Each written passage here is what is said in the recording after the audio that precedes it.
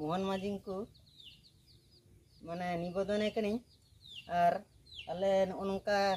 सतो सतो कनाले ओना अनुसारते आले लगन ᱧᱚᱜ आले सेन कई कोय ᱧᱚᱜ मा शुक्रवार बांगमा 15 अगस्ट हिलो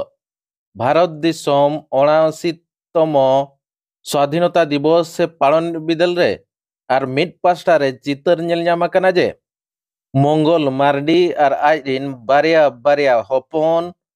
पॉलिथीन लाता रे जीवन ताको खांडाप कना नोते दिसोम फुरगल रिया जे स्वाधीनता रिया जसन बांगमा रस्का को मना बिदल रे नुकु मंगल मार्डी और आजरिन बारिया हपन उनको रिन हपन चे गड़म कोड़ा को मंगल रिन गड़म कोड़ा को उनको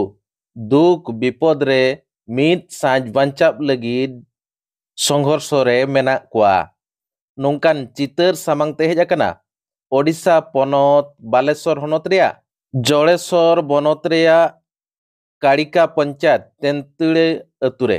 ना तेंतुड़े अतुरे मंगल मार्डी आयमा दिन खन गिरबसी कातेद ओंडे मेनाया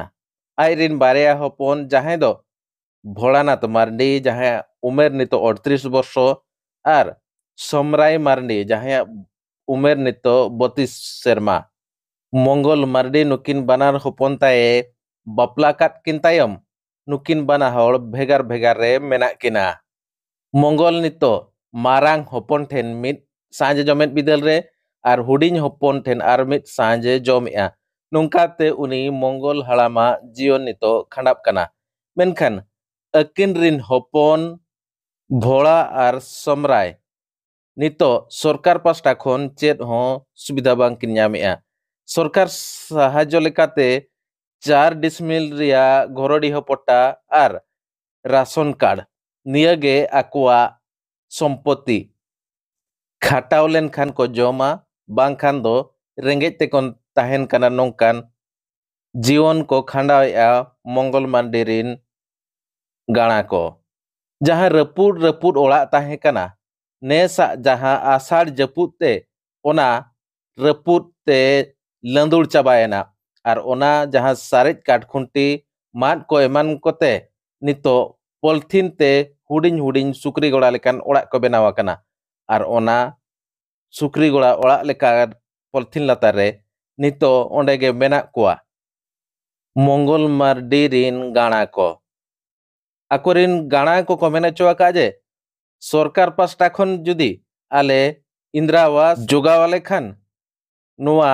पॉलिथीन बदलते ओना ओड़ा रे हुनंग नापाय ते जीवन ले खांडाव किया जम न्यू ठीक ठाक बांग ले ᱧᱟᱢ रहो ओड़ा जुदी नापाय ताहे को एनखान नापाय ते जीवन ले खांडाव किया हुनंग चलो तबे ओना रे रेतेट गे बो नेल लेगे इᱧᱟᱜ ᱧᱩᱛᱩᱢ ᱫᱚ ᱥᱚᱢᱨᱟᱭ ᱢᱟᱨᱟᱝᱰᱤ और ᱤᱧ ᱵᱟᱵᱟᱣᱟᱜ ᱧᱩᱛᱩᱢ ᱫᱚ ᱦᱩᱭᱩᱜ ᱠᱟᱱᱟ ᱢᱩᱠᱷᱤ ᱢᱟᱨᱟᱝᱰᱤ और बारया तिन गिद्रे और बाबा और आले मांग दाग रे कई कई रापुद लेना और निया दाग रे दो रापुद उतर कान तालेया का था बनू तालेया नोका पोला तैयार काते ले हेना का लेया वन माजिंग को माने निबोधन कनी और आले नोका सतो सतो कनाले ओना अनुसारते आले लगन ᱧᱚᱜ आले सेन कई कोय ᱧᱚᱜ मा और ओनागे आडी इये खातिर एकला होल हानते नाते चलाव काते कामी बड़ा काते हो रोजगार के लगी जहां गेले रोजगारेया ओना मा इये आले खर्चो कान तालेया डाक्टर खाना इये करे हो और इये सरकारी इये इंदिरा आवास योजना काटिज एमालेमा करो एमालेमा तुम दो भोलानाथ मारांडे अरे सुदा कने रपु रपु ओड़ा रहनिया ओड़ा रपु गया चनों का पेपर ओड़ा रहनिया और अलिंग दाना हो गिद्रा पिया को ताहन कना मिटे गिद्रा मा भेगारा कना आले मा ना रंगे झोल कना ले ओड़ा को मारा जामे तो आड़ी असुविधा गले बुझेइया आले मा ओड़ा हो रपुड़ कान ताले ओना ता आले मा ओड़ा को पेपर ओड़ा रहना ता ओना ता आड़ी दुखर विषय कथा न आई चिंता रहना ले आले सांताल हल सरकार ओड़ा के नाम बाले नामे